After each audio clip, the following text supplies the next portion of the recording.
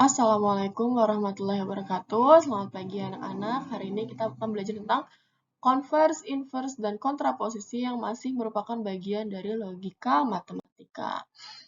Pada dasarnya, antara converse, inverse, dan kontraposisi ini merupakan berasal dari implikasi jika P maka Q. Jadi kalau misalnya ketemu soal yang implikasi, maka soal implikasi tersebut bisa kita cari converse-nya, cari inverse-nya, begitu juga kontraposisinya. Nah, jika terdapat implikasi jika P maka Q, maka converse-nya itu didapat dengan cara membalikan. Yang tadinya Q di belakang jadi di depan.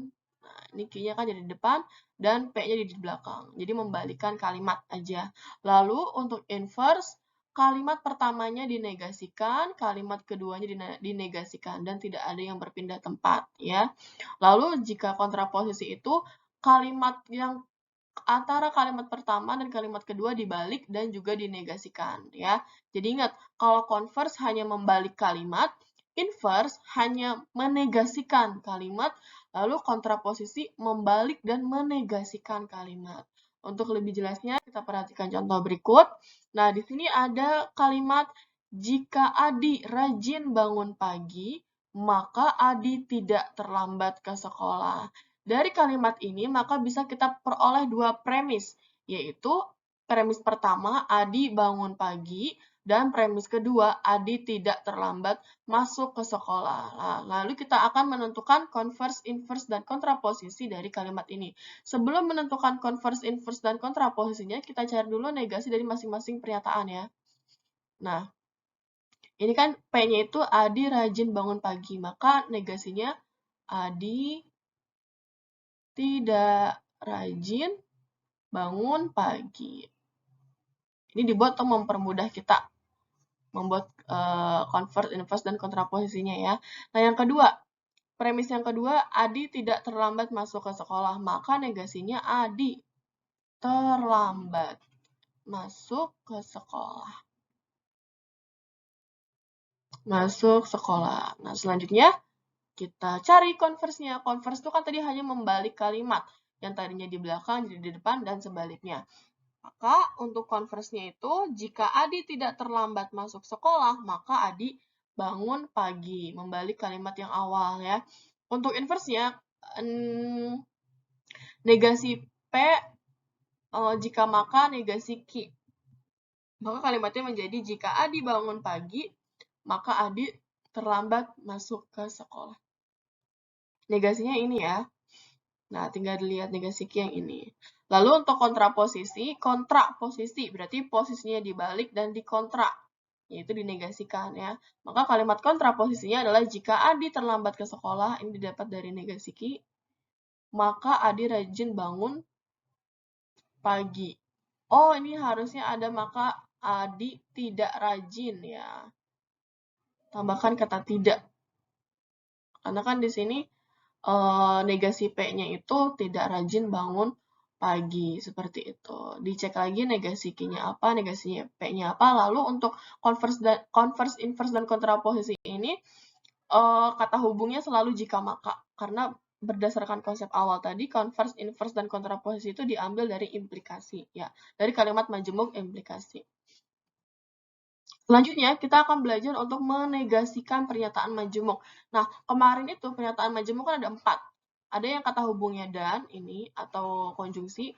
Ada yang kata hubungnya atau, disjungsi. Ada yang kata hubungnya jika, maka, implikasi. Dan ada yang kata hubungnya jika dan hanya jika, biimplikasi. Ketika kita memiliki kalimat yang kata hubungnya dan atau konjungsi, maka negasi dari konjungsi tersebut, yang dannya berubah jadi atau. Lalu setiap kalimat dinegasikan, P-nya dinegasiin, Q-nya dinegasiin. Lalu untuk yang kata hubungnya atau, maka yang atau ini berubah jadi dan. Begitu juga kalimatnya. Kalimat pertama dinegasikan, kalimat kedua dinegasikan. Lalu untuk negasi dari implikasi, ini kan implikasi. Negasi dari implikasi adalah implikasinya berubah jadi dan. Jadi tidak ada lagi jika maka, ya. Yang muncul hanya kata hubung dan. Lalu kalimat keduanya, hanya kalimat kedua yang dinegasikan. Sedangkan untuk negasi dari B implikasi, ini kurang tanda kurung ya. Negasi dari B implikasi adalah yang B implikasi ini berubah jadi konjungsi. Disjungsi. Lalu buat dua kalimat. Kalimat yang pertama menggunakan kata hubung dan, tapi kalimat keduanya dinegasikan. Lalu kalimat yang kedua menggunakan kata hubung dan, lalu Ki dan P-nya dibalik dan kalimat keduanya dinegasikan. Seperti itu ya. Jadi untuk ini adalah cara yang kita gunakan untuk menegasikan pernyataan yang majemuk atau pernyataan yang memiliki kata hubung ya. Dan berubah jadi atau berubah jadi dan, lalu implikasi berubah jadi dan, biimplikasi berubah jadi atau. Seperti itu. Nah, di sini ada contohnya, tentukan ingkaran dari pernyataan berikut. Nah, yang pertama, ini nomor 1, siang ini hujan dan Dewi tidak berangkat ke rumah Indah. Maka negasi atau ingkaran dari pernyataan yang pertama ini, kalimat yang pertama, ini kan kita anggap P ya. Lalu ini dan itu kan, nah ini adalah dari sini sampai sini itu kalimat yang kedua. Negasi dari dan berubah menjadi atau. Lalu kalimat pertamanya kalian negasikan. Kalimat pertama ini kalian negasikan. Siang ini hujan, maka negasinya siang ini tidak hujan. Terus kalimat yang kedua juga dinegasikan. Dewi tidak berangkat ke rumah Indah. Negasinya adalah Dewi berangkat ke rumah Indah. Sehingga ingkaran dari siang ini hujan dan Dewi tidak berangkat ke rumah Indah adalah siang ini tidak hujan atau Dewi berangkat ke rumah Indah. Itu ingkarannya. Lalu untuk ingkaran yang kedua, contoh ingkaran yang kedua, 48 habis dibagi 12 atau 48 mempunyai faktor prima sebanyak 2. Nah, di sini kata hubungnya atau, maka yang atau berubah jadi dan.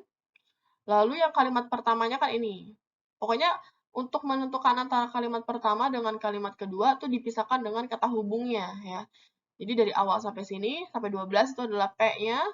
Dari sini sampai sini, ini adalah Q-nya. P-nya kita negasiin, 48 habis dibagi 12, maka negasinya 48 tidak habis dibagi 12.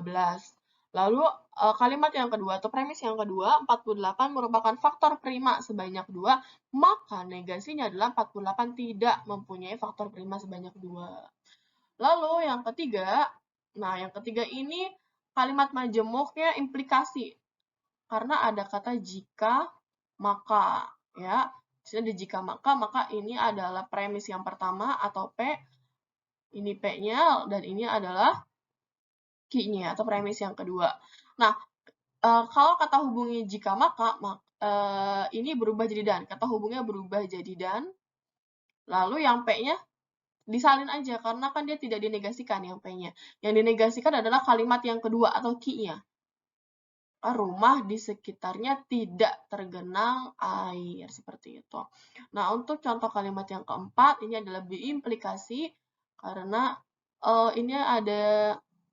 ini seharusnya ibu ya, ini soalnya salah. Ibu tidak jadi pergi ke pasar jika dan hanya jika, ini ibu revisi ya soalnya. Nah, ibu tidak jadi pergi ke pasar jika dan hanya jika Ririn bermain ke rumah temannya. Nah, maka ini premis yang pertama, ini adalah premis yang kedua. Nah, tadi kalau biimplikasi itu berubah jadi atau, nah ini lalu ada dua kalimat. Kalimat pertama dihubungkan dengan kata hubung dan, kalimat kedua juga dihubungkan dengan kata hubung dan. Lalu yang P-nya disalin aja, tidak dinegasikan. Yang dinegasikan adalah kalimat yang kedua. Lalu untuk premis yang keduanya, yang kata hubung dan yang kedua, dibalik ya. Jadi Ririn bermain ke rumah temannya dan ibu jadi pergi ke pasar. Seperti itu. Nah, untuk memperdalam lagi pemahaman kalian, di sini ada latihan soal yang bisa kalian kerjakan. Cukup sekian materi hari ini. Terima kasih. Assalamualaikum warahmatullahi wabarakatuh.